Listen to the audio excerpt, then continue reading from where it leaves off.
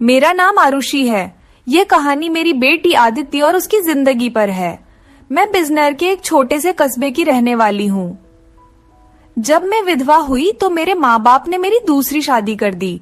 एक ऐसे व्यक्ति से कर दी जिसका पहले से ही एक बेटा था और मेरे पास भी एक बेटी थी।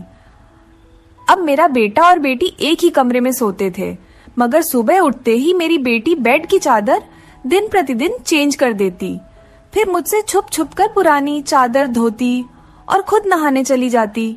कई बार तो मेरी बेटी बेहोश भी हो जाया करती थी। वो दिन ब दिन बहुत कमजोर होती जा रही थी।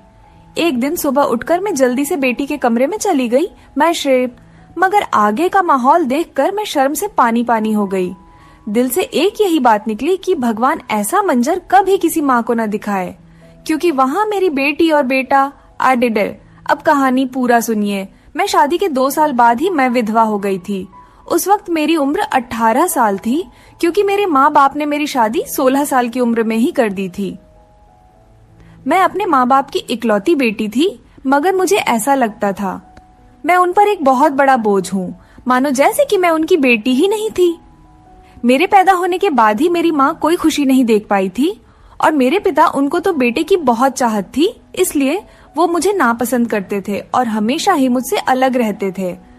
मुझे दिल से प्यार नहीं करते थे, वो मुझे अपना मानते भी नहीं थे और मुझ पर बहुत गुस्सा करते थे। कुछ खानदानी शक्तियों की वजह से मेरे पिता दूसरी शादी भी नहीं कर सके। बस इसी कारण वो मुझसे बहुत नफरत करते थे। हर वक्त मुझसे सख्ती से ही बात करते थे और इसी वजह से उन्होंने मेरी शादी भी जल्दी ही करवा दी थी। मेरा पति सरकारी स्कूल में एक शिक्षक था। हमारी एक 3 साल की बेटी भी थी, मगर एक दिन विद्यालय से आते हुए रास्ते में उनका एक्सीडेंट हो गया और मौके पर ही उनकी मृत्यु हो गई। वो भी मेरा साथ छोड़ गए। वो दिन मेरे लिए किसी कयामत से कम नहीं था। मुझ पर तो परेशानियों के पहाड़ ही टूट पड़े थे। कुछ दिन गुजारने के बाद मेरे सास ससुर ने भी मुझे मेरे माँ बाप के घर भेज दिया। शायद उन पर भी मैं बोझ ही थी। वो भी मुझे अच्छा नहीं समझते थे। उनके ख्याल से मैं मनहूस औरत थी। मैंने ही जैसे उनके बेटे को मार दिया हो। फिर मैं चुपचाप अपने माँ बाप के साथ उनके घर आ गई। मेरे माँ बाप ही मुझे बोझ ही समझते थे। मैं अपनी बेटी को सीने से लगाकर अकेले अकेले बहुत रोती थी। फिर कुछ दिन बाद मेरे माँ बाप ने मेरी दूसरी शादी कर दी, एक ऐसे व्यक्ति से जिसका पहले से ही एक बेटा था और मेरे पास भी एक बेटी थी। हम दोनों एक जैसे थे, इसलिए हमारी शादी हो गई, वरना मेरे तो अच्छे रिश्ते भी नहीं आते थे। उसका बेटा मेरी बेटी से 1 साल छोटा था। उसके बेटे का नाम अभिषेक था और मेरी बेटी का नाम अदिति था। हम लोग साथ ही रहने लगे और वक्त इसी तरह गुजरने लगा। देखते ही देखते अदिति 16 साल की हो गई और अभिषेक 15 साल का हो गया। जब अभिषेक के पिता का देहांत हो गया, वो भी इस दुनिया से चले गए। मतलब मेरे दूसरे पति भी हमेशा हमेशा के लिए हमें छोड़कर चले गए। उनकी हमेशा ही तबीयत खराब रहती थी। उन्हें तरह तरह की बीमारियों ने घेर रखा था, लेकिन उनकी बीमारियों के साथ जैसे तैसे गुजर बसर हो रहा था। उनके जाने के बाद मानो जैसे घर की रौनक ही उड़ गई हो। हमारा अपना मकान था, इसलिए किराए की चिंता नहीं होती थी और मेरे घर में ही एक किराना की छोटी सी दुकान थी। एक दिन जब हम सब लोग सो रहे थे, फिर अचानक ही बहुत जोर से आवाज आई। मेरा तो दिल बैठ गया। मैं बहुत घबरा गई थी और डर भी गई थी। मैंने देखा कि आवाज तो अभिषेक के कमरे से आई है। मैं उसके कमरे की तरफ दौड़ी तो मैं देखते ही हैरान रह गई। कमरे की छत गिर गई थी। यह देखकर मैं घबरा गई। मुझे डर था कि कहीं अभिषेक तो इस छत के नीचे नहीं दब गया। जब मैं करीब गई और मैंने जाकर देखा तो अभिषेक वहाँ नहीं था। वो बाथरूम जाने के लिए उठा होगा, इसी वजह से उसकी जान बच गई, क्योंकि उसके कमरे की छत गिर गई थी। मैंने ईश्वर से धन्यवाद किया कि यह तो अच्छा हुआ कि अभिषेक को कोई चोट नहीं आई। अगर उसको कुछ हो जाता तो मैं उसके स्वर्गवासी पिता को क्या मुंह दिखाती।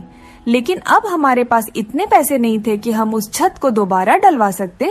कमरे का तो कबाड़ा ही बन गया था। सारी छत गिर चुकी थी और हमने उसको उसके हाल पर ही छोड़ दिया।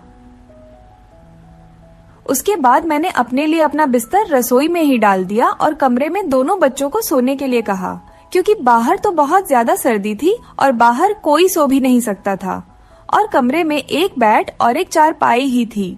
2 लोग भी बहुत मुश्किल से सो पाते थे। अब वो दोनों एक ही कमरे में सोते थे, मजबूरी थी, क्या कर सकते हैं। एक कमरे में तो दुकान थी और मेरे पति ने घर में 3 ही तो कमरे बनवाए थे। यूं तो हम 3 लोगों के हिसाब से कमरे ठीक थे, लेकिन एक कमरा दुकान के लिए भी तो जरूरी था। अब मजबूरी थी, क्या कर सकते थे, गुजारा तो करना ही था। एक दिन मेरा बेटा बेटी के कमरे में सोया तो सुबह सुबह कुछ ऐसा हुआ कि मैं चकित रह गई। अभिषेक तो सवेरे उठकर नाश्ता करने भी बैठ गया था, जबकि अदित्य अभी तक सो रही थी। वो तो इतनी देर तक नहीं सोती थी, लेकिन आज वो इतनी देर तक क्यों सो रही थी? उसकी आदत थी कि वो सुबह जल्दी उठ जाया करती थी। मैंने उसको आवाज भी दी तो वो उठ नहीं रही थी। थोड़ी देर के बाद मैंने उसके कमरे में जाकर उसको देखा तो पता चला कि वो बेहोश हो चुकी थी। मैं बुरी तरह से घबरा गई थी कि उसको क्या हो गया। मैंने फौरन ही अभिषेक को बोला कि पास के ही डॉक्टर को घर बुला लाओ। डॉक्टर घर पर आया तो डॉक्टर ने कहा कि यह बेहोश हो गई है, लड़की काफी कमजोर है, खून की भी कमी है, कोई भारी काम इससे मत करवाना, बस आराम ही करवाना, फल अच्छा खाना वगैरह खिलाइए, ठीक हो जाएगी। जब अदिति को होश आया तो मैं उसके पास गई और मैंने उससे पूछा कि तुम्हें क्या हो गया था। तो वो कहने लगी कि बस ऐसे ही बैठे मुझे चक्कर आने लगे थे और मैं बेहोश हो गई थी। मैंने अपनी बेटी को कहा कि तुम आराम करो, मैं तुम्हारे लिए नाश्ता बनाकर लाती हूँ। जब मैं नाश्ता लेकर आई और मैंने आकर देखा, वो अपने कमरे में नहीं थी और कमरे के बिस्तर पर चादर भी नहीं थी। मैंने बाहर जाकर उसको देखा तो वो उसी चादर को बैठकर धो रही थी। मैंने उससे पूछा, तुम ये चादर क्यों धो रही हो? तुम्हारी तो तबीयत ठीक नहीं है, डॉक्टर ने तुम्हें आराम करने के लिए कहा है। मैं उस पर बहुत चिल्लाई और कहा कि यहाँ से उठो, अपने कमरे में जाओ और नाश्ता करो, कुछ खाओ पियो, तभी तो ठीक हो जाओगी।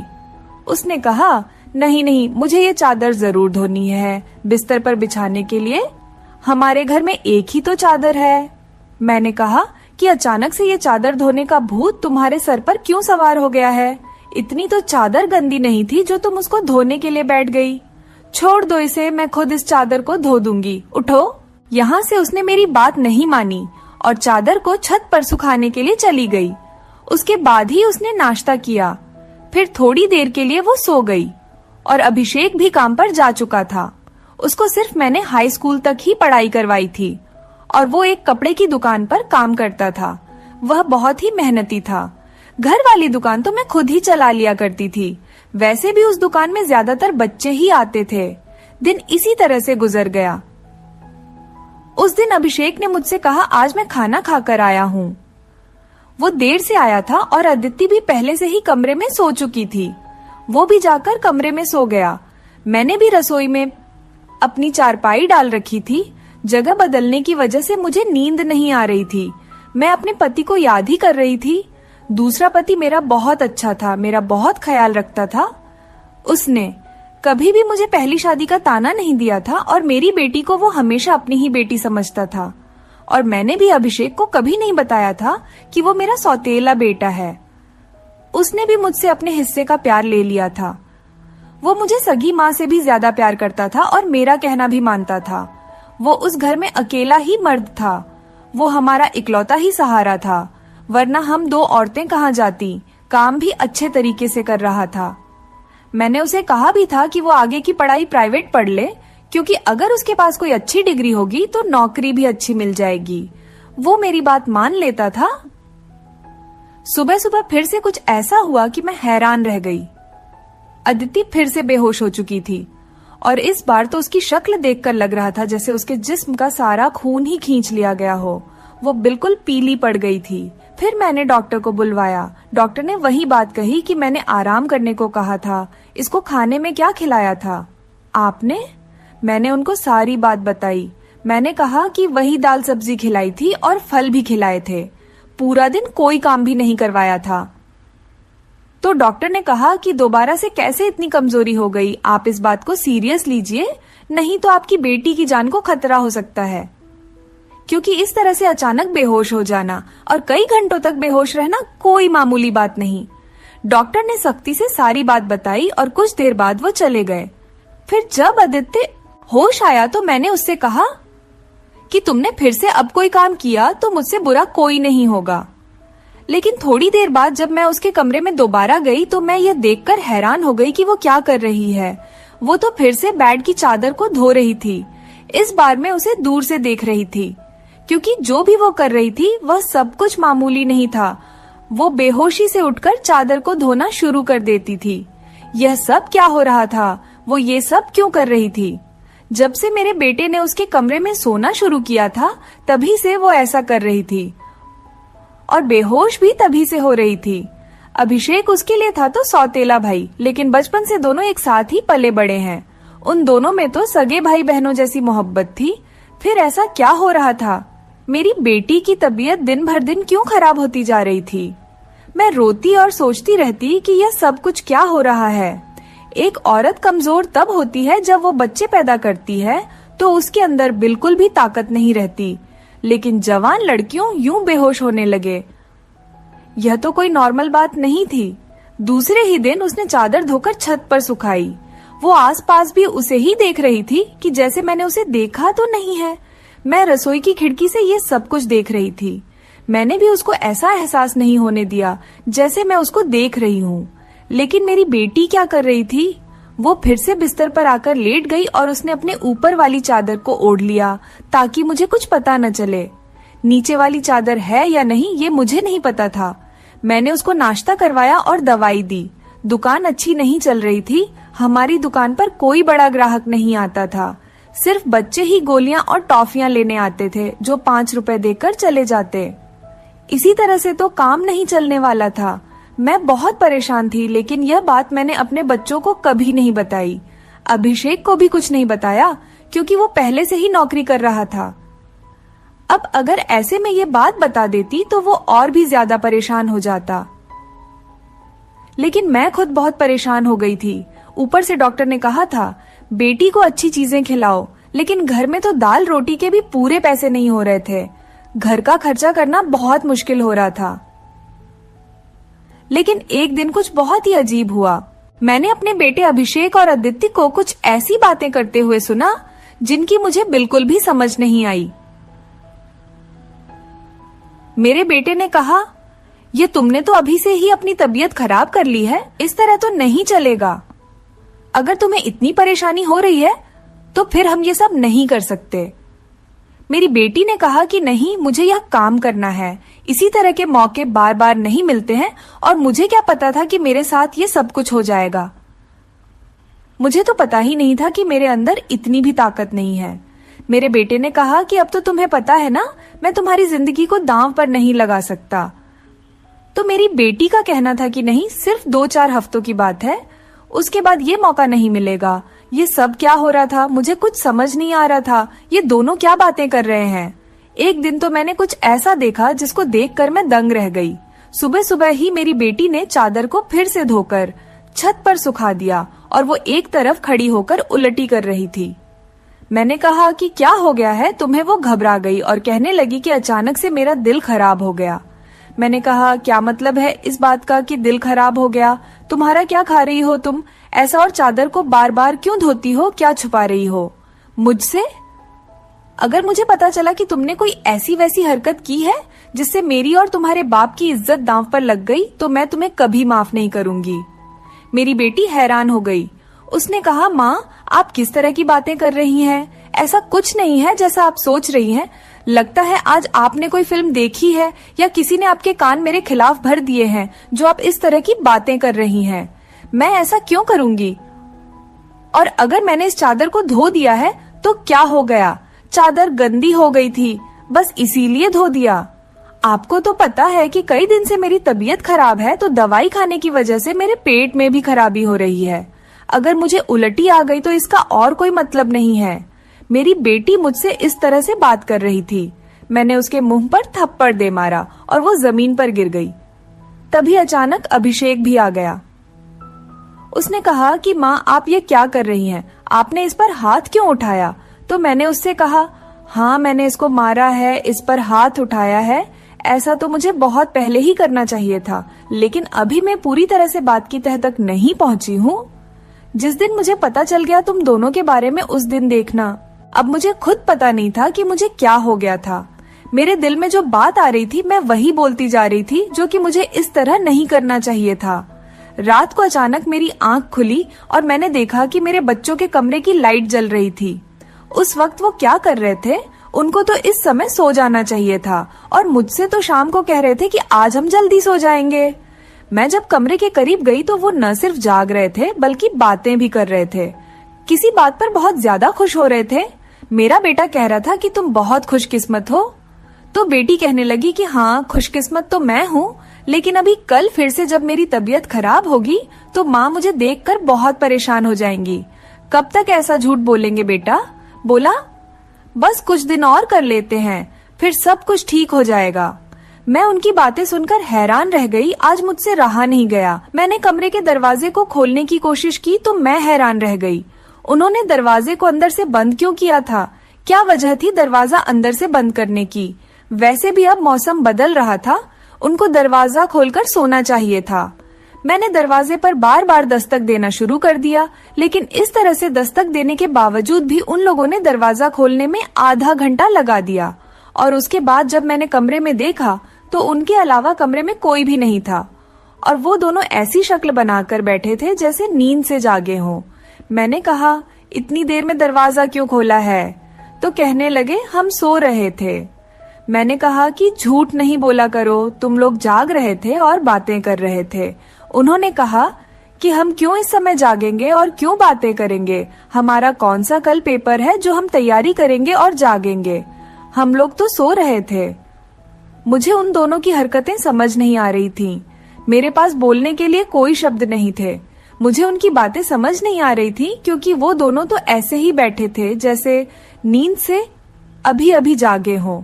उसके बाद मैंने उनको कुछ नहीं कहा और वहां से चली गई, लेकिन मैं सोचती थी कि कोई ना कोई गड़बड़ तो जरूर है। मैं ये देखकर हैरान रह गई। एक दिन मेरी बेटी के बाजू में नील के निशान भी थे। ये तो जख्म के निशान थे। मुझे समझ नहीं आ रही थी कि उसे क्या लगा था। मैंने उससे पूछा तो उसने कहा कि छुरी लगी है, लेकिन छुरी तो उंगली पर लगती है, बाजू पर नहीं।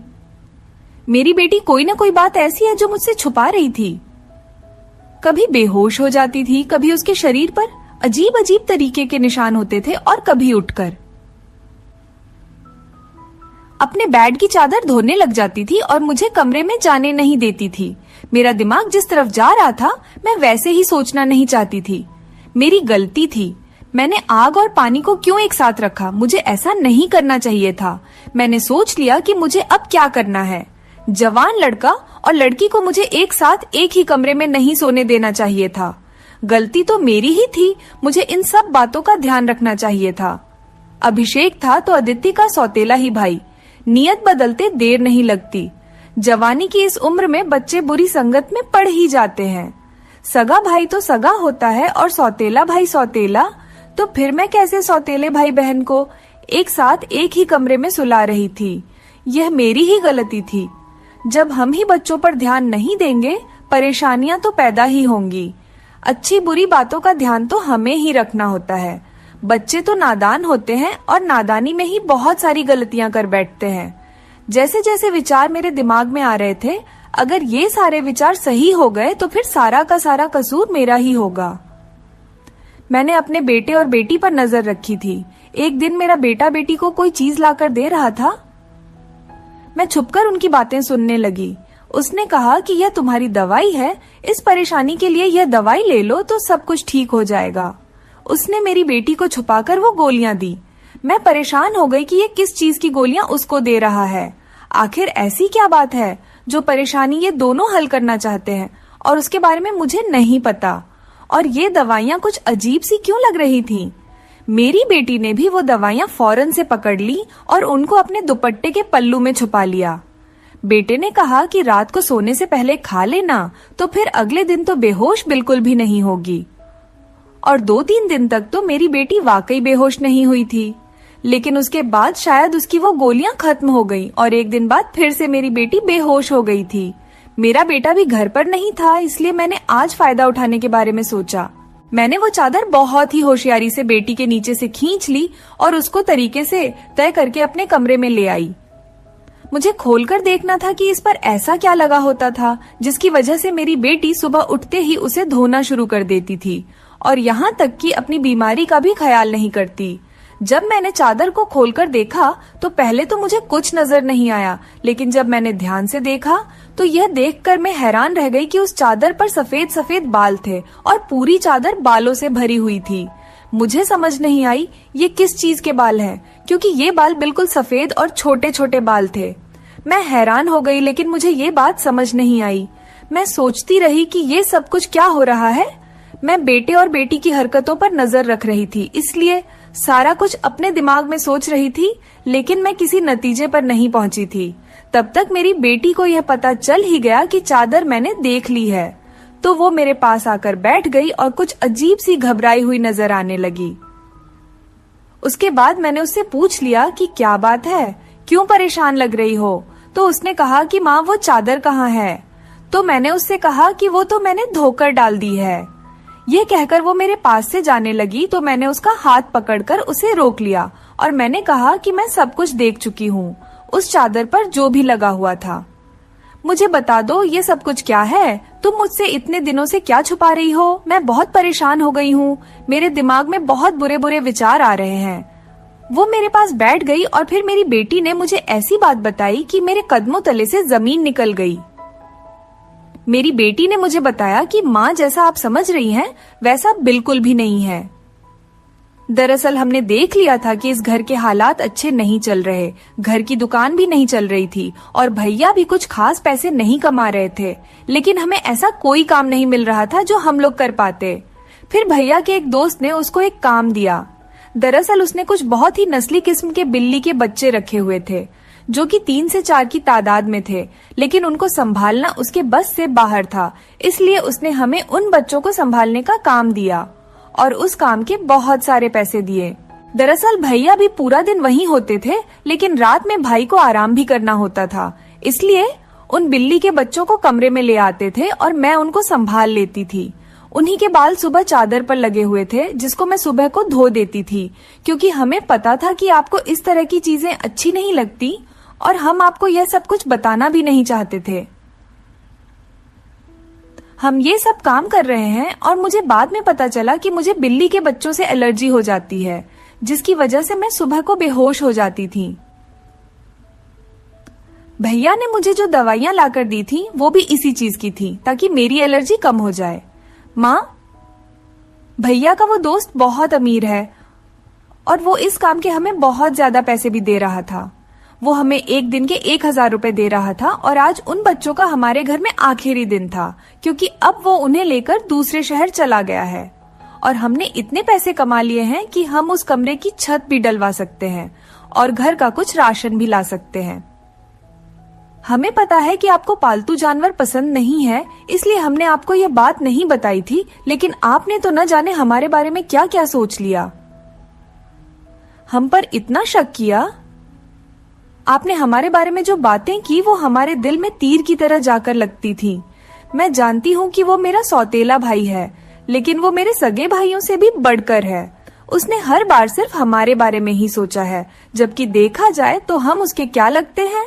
उसका पिता तो इस दुनिया से जा चुका है और उसके अपने रिश्तेदार भी तो हैं, जो कि हमसे बहुत ज्यादा अमीर हैं।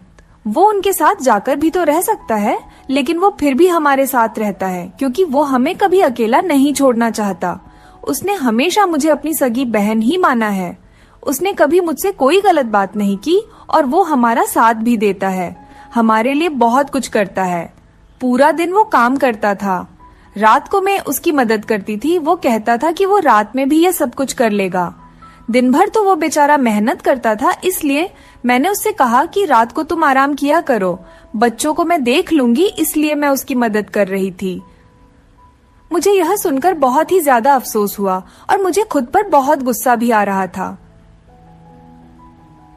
मैंने अपने बच्चों के बारे में क्या क्या सोचा। मैं अपने बच्चों के बारे में जितना गलत सोच रही थी, मेरे बच्चे उससे भी कई गुना ज्यादा अच्छे हैं। इतनी गलत बातें मैंने उनके बारे में सोची जितनी मुझे सोचनी भी नहीं चाहिए थी। हमने ये बात अभिषेक को नहीं बताई। अदिति ने भी उसको कुछ नहीं बताया कि मुझे सारी बात का पता चल गया, क्योंकि अब यह काम वैसे भी खत्म हो गया था और मैं उसकी नजरों में और ज्यादा गिरना नहीं चाहती थी। कुछ दिन बाद अभिषेक ने उस कमरे की छत डलवा दी और अब हमारे घर का कमरा भी ठीक हो गया था। धीरे धीरे हमने बहुत मेहनत की। मेरी बेटी ने भी घर में बच्चों को ट्यूशन पढ़ाना शुरू कर दिया था। हमारे हालात पहले से बेहतर होने लगे। धीरे धीरे इतने बेहतर हो गए कि हमारे घर में कोई तंगी नहीं रही। मेरे साथ जिंदगी ने बहुत बुरा किया था, लेकिन अच्छा यह किया कि मुझे बहुत ज्यादा नेक और अच्छे बच्चे दिए, चाहे वो मेरे अपने थे या पराई।